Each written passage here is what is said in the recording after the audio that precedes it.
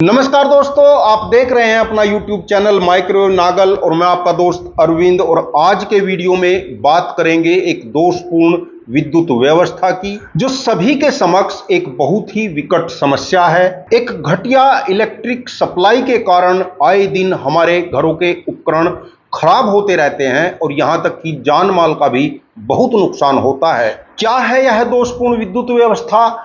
क्या इसका समाधान है? हर वर्ष करंट लगने के कारण हजारों व्यक्तियों की मौत हो जाती है।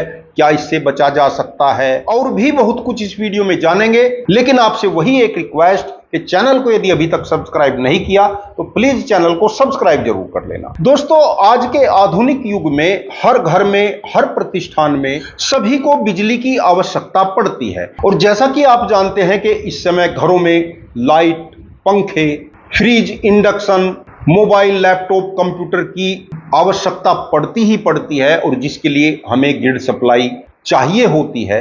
लेकिन वह ग्रिड सप्लाई आए दिन हमारे उपकरणों को खराब करती है और बहुत सारे लोगों की करंट लगने के कारण मौतें हो जाती हैं। और हम सोचते हैं कि ऐसा ही होता होगा क्योंकि हम पहले से ही ऐसा देखते आए हैं। लेकिन दोस्तों, यदि बिजली खराब आने के कारण आपके उपकरण खराब होते हैं या बिजली का करंट लगने के कारण किसी की मौत होती है तो इसकी पूरी जिम्मेदारी बिजली विभाग की होती है। क्योंकि अक्सर बिजली के एक निश्चित वोल्ट से अधिक वोल्ट आना या कम वोल्ट आना यह यूजर की गलती नहीं है, यह विद्युत वितरण एजेंसियों की बेकार क्वालिटी के ट्रांसफार्मर की, जर्जर तारों की, ट्रांसफार्मर के पास प्रॉपर तरीके से अर्थिंग न किया जाना, आए दिन तारों का टूट जाना या एलटी लाइन पर एचटी लाइन का टच हो जाना आदि कमियों के कारण होता है।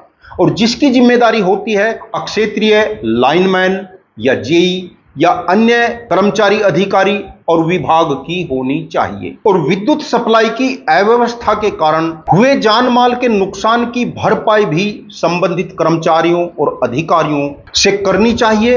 आजकल विद्युत विभाग ने घरों के सामने स्मार्ट विद्युत मीटर लगा दिए, लेकिन यह स्मार्ट विद्युत मीटर केवल बिल बढ़ाने में स्मार्ट है, यूजर के लिए उनकी स्मार्टनेस जीरो है। एक डायग्राम के माध्यम से आपको बताऊंगा कि स्मार्ट विद्युत मीटर कैसे वर्क करता है, क्या इसकी कार्य प्रणाली। हमारे घरों के बाहर जो इलेक्ट्रिक मीटर लगा होता है इस टाइप का होता है। उसमें एक साइड में इनपुट वायर कनेक्ट किए जाते हैं और एक तरफ आउटपुट यानी घर के लिए वायर कनेक्ट किए जाते हैं। और यह स्मार्ट मीटर हमारे घर में जितना भी लोड चलता है उसको एम्पियर और वाट में ट्रेस करता है। और जितने भी वाट का लोड चलता रहता है यहाँ डिजिटल डिस्प्ले में शो होता रहता है। यानी यह मीटर हमारे फेज और न्यूट्रल के वायर में एम्पियर को भी ट्रेस करता है, वोल्ट को भी ट्रेस करता है, सब कुछ ट्रेस करता रहता है।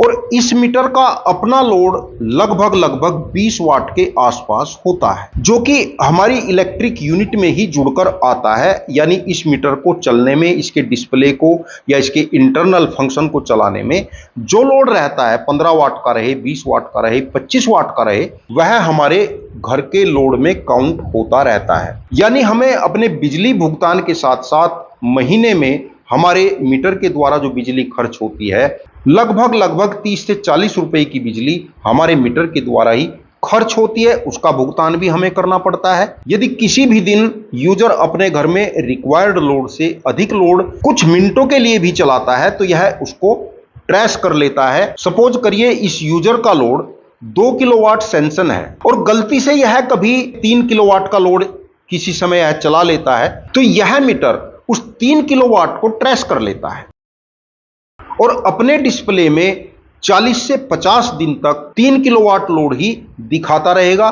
बेशक बाद में यह यूजर आधा किलोवाट ही लोड क्यों न चला रहा हो। और जब भी मीटर रीडर आता है वह 3 किलोवाट लोड के हिसाब से ही इस यूजर का बिल बनाता है। जबकि यदि यह स्मार्ट मीटर है तो इसको यह भी करना चाहिए कि जिस समय इस यूजर ने गलती से 3 किलोवाट का लोड चलाया था इसको यहां से कट ऑफ कर देना चाहिए था, यानी सप्लाई बंद हो जानी चाहिए थी। जिससे यूजर को पता लग जाता कि लोड अधिक है, मुझे कुछ लोड कम करना चाहिए और यूजर अधिक बिल के भार से बच सकता था। इसके अलावा यदि कभी गलती से हाई वोल्टेज आ जाती है, हाई वोल्ट का स्पाइक आ जाता है या 11,000 वोल्ट आ जाती है या खंबे से पोल से न्यूट्रल उड़ जाने से डबल फेस आ जाता है, उस चीज को भी यह मीटर सेंस करता है कि कितने वोल्ट घर में जा रहे हैं। तो यदि कभी भी लिमिट से अधिक वोल्ट जाते हो तो इस मीटर को वह सप्लाई भी बंद करनी चाहिए, लेकिन नहीं करता क्योंकि इसकी स्मार्टनेस केवल विभाग के लिए है, यूजर के लिए इसकी कोई स्मार्टनेस नहीं है। यदि घर में इलेक्ट्रिसिटी यूज करते हुए किसी यूजर को करंट लग जाता है या कोई वायर कहीं फैन बॉक्स, जंक्शन बॉक्स में टच हो जाता है, तो यहां पर क्या होता है, क्योंकि यह एसी सप्लाई होती है, तो एसी सप्लाई में क्या होता है कि जिस समय इस वायर में इलेक्ट्रॉन इस डायरेक्शन में जा रहे हैं तो उसी समय इस वायर में उतने ही इलेक्ट्रॉन इस दिशा में जाते हैं। तो मान लीजिए किसी समय 100 इलेक्ट्रॉन इस वायर में इस दिशा में जा रहे हैं तो 100 इलेक्ट्रॉन ही इस वायर में इस डायरेक्शन में जाएंगे। लेकिन यदि घर में किसी को करंट लगता है या कोई वायर कहीं टच हो जाता है तो कुछ इलेक्ट्रॉन अर्थिंग होने लगते हैं। मान लीजिए इस वायर में करंट लगेगा, यूजर के शरीर के माध्यम से या जहां पर भी वायर टच होगा उसके माध्यम से कुछ इलेक्ट्रॉन इधर जाने लगेंगे और मान लीजिए 5 इलेक्ट्रॉन इस साइड में लीकेज होने लगे तो यहां पर 5 इलेक्ट्रॉन की कमी आ जाएगी, यानी 95 इलेक्ट्रॉन ही इस दिशा में जाएंगे। इस दिशा से 100 इलेक्ट्रॉन जाएंगे तो इस दिशा से 95 इलेक्ट्रॉन गुजरेंगे, जिसको यह सेंस करेगा और यह एक एबनॉर्मल स्थिति होगी क्योंकि जितने इलेक्ट्रॉन इधर से जा रहे हैं उतने ही इधर से जाने चाहिए और यदि किसी भी दिशा में इलेक्ट्रॉन की कमी पड़ती है तो यह स्थिति एबनॉर्मल है, उसको इसे सेंस करना चाहिए और तुरंत लाइन को काट देना चाहिए, जिससे घर में कभी भी किसी भी यूजर को करंट लगने की समस्या नहीं आएगी। लेकिन यह मीटर ऐसा भी नहीं करता है। आपका करंट लीकेज हो रहा है तो होता रहे, यूजर का बिल बढ़ता रहेगा, इसे उस बात से कोई मतलब नहीं क्योंकि इसको बिल बढ़ाना ही बढ़ाना है। और दोस्तों, विद्युत विभाग कितने भी बड़े स्मार्ट मीटर क्यों न लगा ले, विभागीय कर्मचारी और मीटर रीडर की लूट खसोट कभी कम नहीं होगी, जो इस समय चरम सीमा पर है। मीटर रीडिंग और विद्युत बिल के नाम पर यूजर की गाढ़ी कमाई को दिन रात कूटा जा रहा है और इस दोषपूर्ण व्यवस्था में सुधार का कोई रास्ता दिखाई नहीं दे रहा है। लेकिन दोस्तों, मुझे विश्वास है कि एक प्रकाश की किरण का उदय अवश्य होगा और हो सकता है कि भविष्य में इन विद्युत के तारों, इन विद्युत के खंभों का खात्मा हो जाए, आपको दिखाई भी न दे। और दोस्तों, इन सभी समस्याओं का एक समाधान हमने खोज लिया है। न आपको बिजली कनेक्शन की जरूरत पड़ेगी, न आपको इन्वर्टर की जरूरत पड़ेगी, न आपको बहुत बड़े बड़े भारी भरकम महंगे सोलर सिस्टम की आवश्यकता पड़ेगी, न गैस सिलेंडर की आवश्यकता पड़ेगी, न किसी को करंट लगेगा। आपके सभी उपकरण एसी, फ्रीज, इंडक्शन, कूलर, पंखे, लाइटें बिल्कुल फ्री चलेंगे। यूजर की गाढ़ी कमाई को दिन रात लूटने वाले इन विद्युत मीटरों को उखाड़कर आप फेंक देंगे। पूरा शोध और रिसर्च तैयार है, कुछ वीडियो के माध्यम से बहुत जल्दी चैनल पर हम आपको दिखाएंगे। इस संबंध में चैनल पर 8-10 वीडियो की एक सीरीज चालू होने वाली है, जिसका पहला वीडियो 1 जुलाई 8:30 बजे आप देख सकेंगे।